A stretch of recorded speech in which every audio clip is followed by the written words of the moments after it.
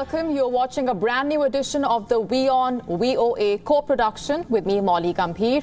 We start off with a special report on the building collapse in Florida, which has been making headlines. U.S. President Joe Biden and the First Lady met with the first responders and families of the victims. WIOA White House correspondent Patsy with the Kuswara getting you more. It has been 8 days since the collapse of the condominium in Surfside, Florida. Families of the 145 people still missing have been taken to the site to see firsthand what first responders are dealing with. On Thursday, they met with the First Lady and President Joe Biden. They know that the chances are, as each day goes by, diminish slightly. But at a minimum, they want to recover the bodies.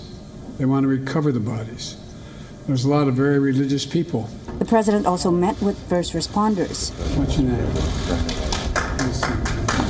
First responders have been working around the clock, but rescue efforts were halted temporarily Thursday out of concern about the remaining structure's stability.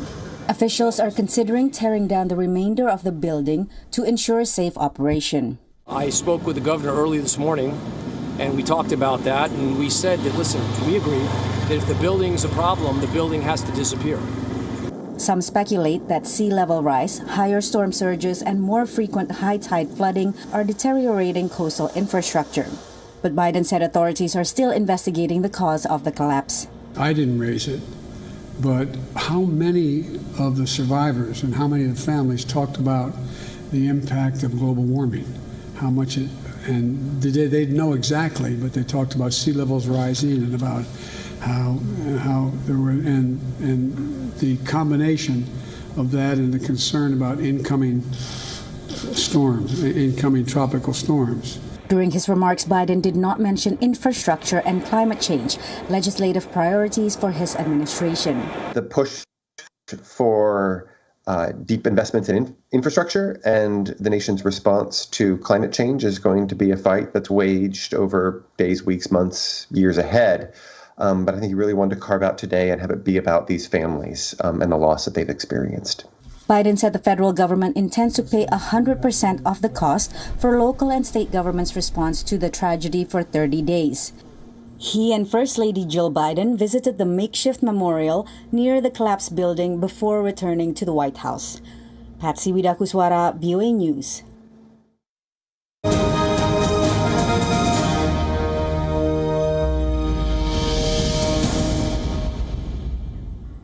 And joining us this minute is Voice of America correspondent Amy Hybels from Washington. Thanks very much, Amy, for getting us the very latest. If you can start by giving us a better sense of where the rescue efforts are headed at this point.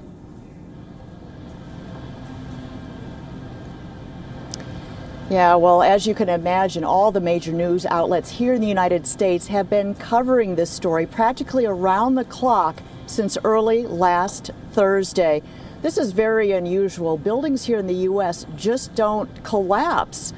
It was very shocking to all involved, everybody that observed. And unfortunately, the story has probably become somewhat relatable as it follows that deadly building collapse in Mumbai just weeks ago. Now, here in Florida, at least 18 people are now confirmed dead, and we've learned that 2 children were among the victims. The mayor of Miami-Dade County told reporters on Wednesday the 2 children were ages 4 and 10. Lucia Guara and her younger sister Emma, shown in a photo obtained by ABC News. Their parents also perished in the collapse of that 12-story building.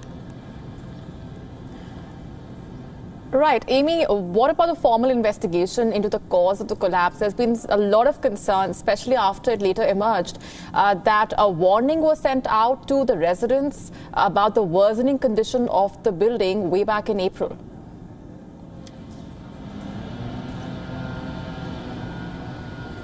Well, as you can imagine, all the information is getting a lot of scrutiny right now as news agencies are reporting on. In fact, in 2018, there was an inspection that was done in that building. And according to the Associated Press, we've learned that 2 months before the collapse, the president of the Condo board actually informed the residents of that building in a letter that structural problems identified in that 2018 report had gotten, quote, significantly worse, and that major repairs would cost upwards of $15 million.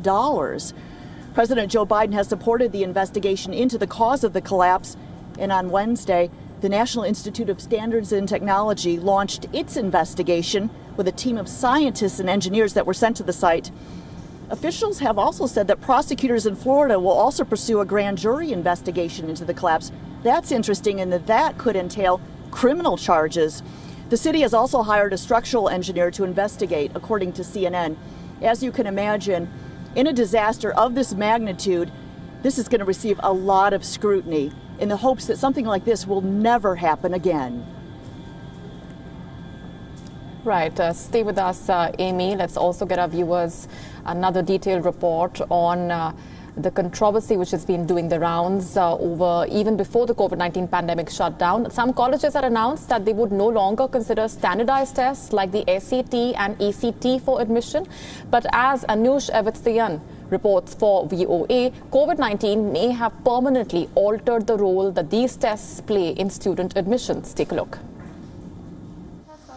One of the casualties of the pandemic were standardized college admission tests like the SAT, and it appears that's not going to change anytime soon. Earlier this year, the College Board, which administers college admission tests, announced the SAT will be either postponed until 2022 or cancelled. These tests have been a rite of passage and necessary part of the college admissions process. Educators consider them a clear-cut way to assess a student's level of academic preparedness. Hafiz Lakhani runs a company that helps students prepare for college entrance exams. The difficulty of earning an A can be very different from one school to another. So this is where the standardized part of standardized tests is quite important. With those same students from very different high schools, we can look at an apples-to-apples comparison of their problem-solving ability based on a score result on the SAT or ACT. But for years, education experts like Akil Bello from the National Center for Fair and Open Testing have been criticizing standardized tests, saying they do not judge students fairly, favoring students who are good test takers and more financially well off. To a certain extent, you could think of test preparation as steroids for standardized testing. So the more you use standardized testing, the more you advantage those with the money to pay for standardized test prep. It also excludes various demographic groups depending on the education they received. Anais Chubukian spent her final 2 years in high school preparing for standardized tests. Her parents hired tutors, which cost them $3,000. It's more of like a strategic test. If you know how to approach the questions, it's easier. That's what the tutors taught me. They taught you how to take it. In response to the decision to postpone standardized tests like the SAT, over 1,500 U.S. colleges and universities made them non-compulsory. That policy will remain in place until the fall of 2022 in most U.S. universities, including Ivy League schools. Aduluva Fatukasi, former high schooler in Washington, D.C., was among those who decided to skip the standardized test. She was admitted into the University of Pennsylvania. I was advised to just take the test option for my more selective colleges. Critics of standardized tests are encouraging universities to have test-blind policy. Some colleges, which is a much more clear policy, the University of California system, St. Mary's in Texas, have announced that they will not look at test scores at all. So if you submit them, they're not considering them. And I think that policy is a very clear policy, asking students to focus on their academics in school and their personal interests. Anais and Aduluva got into the schools they wanted, but while their future looks bright, the future of college admissions test remains unclear. Anusha Vitisyan, VOA News, Washington.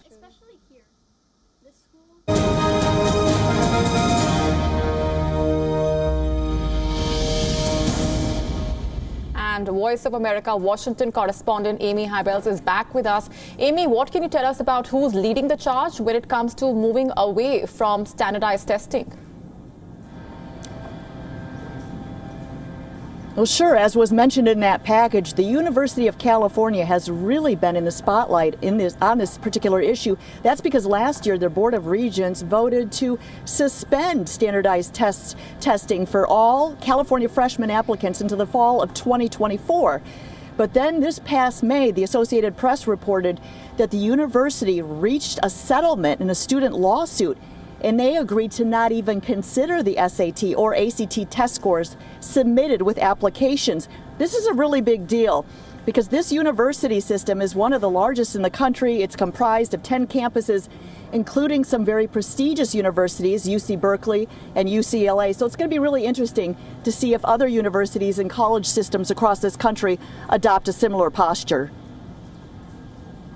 Right. How do the standardized tests become a rite of passage for college applicants is also important to talk about, given the debate that is raging currently.